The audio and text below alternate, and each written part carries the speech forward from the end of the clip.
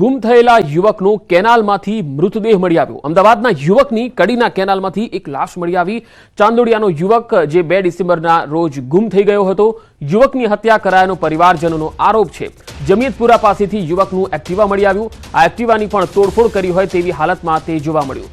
25 વર્ષના શિવમ રાજપૂતની કડી કેનાલમાંથી લાશ મળી। પરિવારે અડાલજ અને સોલા પોલીસ સ્ટેશનમાં ગુમ થયાની જાણકારી આપી હતી। कड़ी सरकारी होस्पिटल खाते पीएमनी कामगीरी हाथ धरवामां आवी।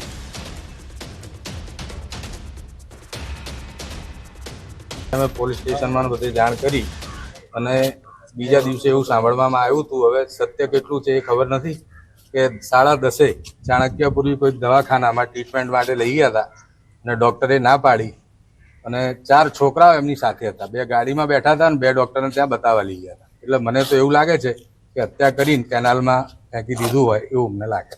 પોલીસ વાળાને બોલાયા, પછી ત્યાંના ફેરાવાળાઓએ એ લોકો નદીમાં કૂદ્યા તોય કંઈ મળ્યું નહીં। પછી અમે એફઆઈઆર દર્જ કરાવી સોલા પોલીસ સ્ટેશનમાં, ત્યાં બી કોઈ જાણકારી નહીં આલી। ત્યાંથી અમને ચાંદોડિયા દોડાયો। ચાંદોડિયાથી કે તમે ગોતા જાઓ, ભાઈ ગોતા ગયા। ગોતા જઈને એમને એફઆઈઆર લીધી, એ બી કાલે લીધી। એના માટે એમને લોકેશનનો ફોટો વોટો બધું એમને મોકલ્યો છે। હજી સુધી કોઈ કાર્યવાહી નહીં થઈ અને આજે આ ટાઈમે આજે કઈ 4 તારીખે આજે ડેડ બોડી મળી છે અમને। અમરેલીના જસવંતગઢમાં વૃદ્ધાની હત્યાનો કેસ ઉકેલાઈ ગયો। વૃદ્ધાની હત્યા તેના જ જમાઈએ ક્રૂરતાથી કરી હતી। જમાઈ નયન જોશીએ ગળું કાપી સાસુની હત્યા કરી હતી।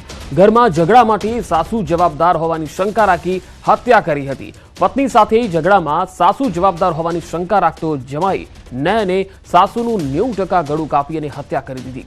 તાજેતરમાં જસવંતગઢમાં પ્રભાબેન તરવૈયા નામની વૃદ્ધાની હત્યા થઈ હતી। આ કેસની તપાસમાં અલગ અલગ 14 ટીમો 200થી વધુ જવાનો જોડાયા હતા।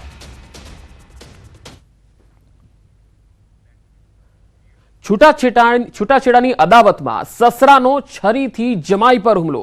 આ ઘટના અમદાવાદના નરોડાની છે। નરોડામાં સાળા અને સસરાએ છરીથી હુમલો કરી દીધો। સમગ્ર ઘટનાનો વિડીયો વાયરલ થયો છે। ખેતાનજી વણજારા નામના યુવક પર જીવલેણ હુમલો થયો। પોલીસે 2 સાળા અને સસરા વિરુદ્ધ ફરિયાદ નોંધી છે। સમાધાન માટે બોલાવી અને હુમલો કરાયાનો દાવો થયો છે। નરોડા પોલીસે આરોપીઓની ધરપકડ કરી અને આગળની કાર્યવાહી હાથ ધરી છે। તો સાળા અને સસરાનો જમાઈ પર હુમલો, 2 અલગ અલગ તસવીરો આપને બતાવી રહ્યા છીએ। એક અમરેલીનો બનાવ પણ છે જ્યાં આ પ્રકારનો જ બનાવ બન્યો છે, જ્યાં જમાઈએ સાસુની હત્યા કરી, તો બીજી તરફ સસરાનો જમાઈ પર જીવલેણ હુમલો જે અમદાવાદના નરોડાનો આ બનાવ છે।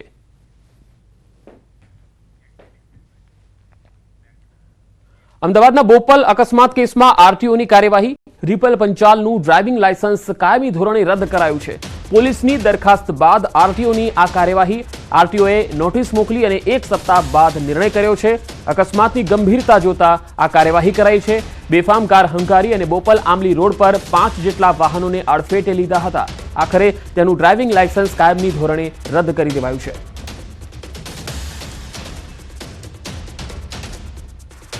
જ્યાં અકસ્માત થયો તો એ પોલીસ સ્ટેશન વિસ્તારમાંથી અમને દરખાસ્ત મળી હતી અને દરખાસ્ત એના લાયસન્સ સસ્પેન્ડ કરવા બાબતની હતી। અગાઉ પણ એના વિરુદ્ધ 2 કે 3 ગુનાઓ નોંધાયેલા છે, એના વિગતો સહિત હતી અને એમવી એક્ટનું જે પ્રોવિઝન છે સેક્શન 19, એ સેક્શન 19 હેઠળ એનું લાયસન્સ અમે રિવોક કર્યું છે। મતલબ કે એને હવે ગાડી ચલાવી નહીં શકે ભવિષ્યમાં અને એ બાબતે એને અપીલ રાહે આગળ દાદ મેળવવી પડશે। રાજકોટમાં એટેકથી અકસ્માત બાદ તંત્ર હરકતમાં આવ્યું। સિટી બસના ડ્રાઈવર ભરતીના નિયમો બદલાઈ શકે છે। સિટી બસના ડ્રાઈવરના હાર્ટ એટેક બાદ તંત્ર હવે સતર્ક બન્યું છે। ડ્રાઈવરની ભરતીમાં હવે ઉંમરને લઈ નવા નિયમો પણ આવી શકે છે। ગઈકાલે રાજકોટના રેલનગર વિસ્તારમાં ચાલુ બસે ડ્રાઈવરને હાર્ટ એટેક આવ્યો અને અકસ્માત થયો હતો, જેમાં 2 લોકોના મૃત્યુ થયા હતા।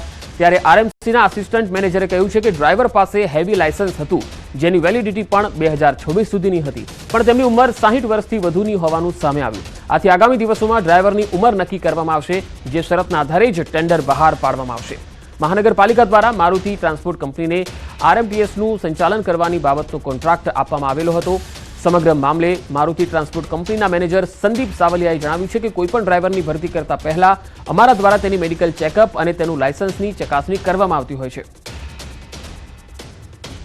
આ છે એ પહેલેથી ટૂંકમાં છે એવો કોઈ હાલ પૂરતો તો કોઈ ગાઈડલાઇન્સ કે નથી કે ભાઈ આટલી ઉંમરના, અને બીજું કારણ એ હોય કોર્પોરેશનને કોઈ પણ જગ્યામાં આ જે સિટી બસનું ઓપરેશન છે તો અનુભવી માણસોએ વ્યવસ્થિત અને શાંતિથી ચલાવી શકતા એ રીઝન હોય મેઇન રાખવા માટે એ જે એનો રનિંગ રૂટ હતો 40 નંબરના રૂટમાં પોતે બસમાં અને 10 વર્ષથી અહીંયા આપણે ત્યાં કામ કરે જ છે એટલે એના નિયર ટાઈમ ટેબલ પ્રમાણે બસ લઈને આવતા હતા અચાનક એને આ રીતનો હાર્ટ એટેકનો બનાવ બનેલો એ ઓથોરાઇઝ ડ્રાઇવિંગ માટેના હતા એટલે હાલ એ જે ડ્રાઇવિંગ બાબતે કોઈ એનો ઇસ્યુ નથી પરંતુ એની એજ છે એ 60થી વધારે હોવાનું અમારા ધ્યાને આવેલ છે જેથી અમુક ન્યૂઝ પેપર્સમાં પણ આ બાબતે પ્રશ્નો ઉઠાવ્યા છે કે ડ્રાઈવરની ઉંમર જે છે એ 60થી વધારે છે તો આ બાબત અમારે ધ્યાને આવતા હવે અમે આગામી સમયમાં જે કંઈ પણ જે ટેન્ડર કરશું એમાં ડ્રાઈવરની લિમિટ બાબતે અમે એક ખાસ એજ લિમિટ રાખશું જેથી ભવિષ્યમાં આ પ્રકારની કોઈ દુર્ઘટના ન થાય અને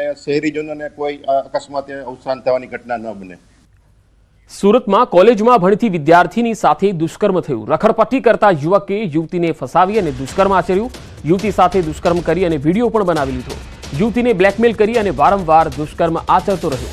બળજબરીથી ફિલ્મ જોવા લઈ જતા ભાંડો ફૂટ્યો. યુવતીના માતા પિતાએ ફરિયાદ નોંધાવી છે. સુરત શહેરના ચોક બજાર વિસ્તારની અંદર રોમિયોગીરી કરી દુષ્કર્મની ઘટનાઓ પ્રકાશમાં આવી છે. દ્રશ્ય બતાવવાનો પ્રયાસ કરીશ કે જે ચોક બજાર વિસ્તારમાં વિદ્યાર્થીની સાથે દુષ્કર્મની ઘટના બનવા પામી છે. કોલેજમાં રખડપટ્ટી કરવા આવી રહેલા યુવકે સગીરાને ફસાવી દુષ્કર્મ આચર્યું છે અને ખાસ કરીને આ જે વિદ્યાર્થીની છે તેને બળજબરીથી ફિલ્મ જોવા પણ લઈ જતા સમગ્ર ભાંડો ફૂટવા પામ્યો હતો અને ઘરે લેટ આવતા વિદ્યાર્થીનીના માતા પિતાએ પૂછતા સમગ્ર હકીકત પ્રકાશમાં આવી છે, જ્યાં માતાએ નરાધમ વિરુદ્ધ ફરિયાદ નોંધી છે અને હાલ તો ચોક બજાર પોલીસે સાઈ પ્રકાશ વિરુદ્ધ પોસ્કો અને દુષ્કર્મની જે ફરિયાદ દાખલ કરી અને આરોપીની હાલ અટક કરી અને વધુ તપાસ હાથ ધરવામાં આવી રહી છે. ખાસ કરીને સુરત શહેરની અંદર કોલેજ વિસ્તારોની અંદર જ્યાં રોમિયોગીરી અને કોલેજની અંદર રખડપટ્ટી કરી અને છોકરીઓને બ્લેકમેલ કરી અને ફસાવાના જે કિસ્સાઓ બની રહ્યા છે તો હવે જોવું રહ્યું છે કે આ ચોક બજાર વિસ્તારને જે આ ઘટના બનવા પામી છે પોલીસ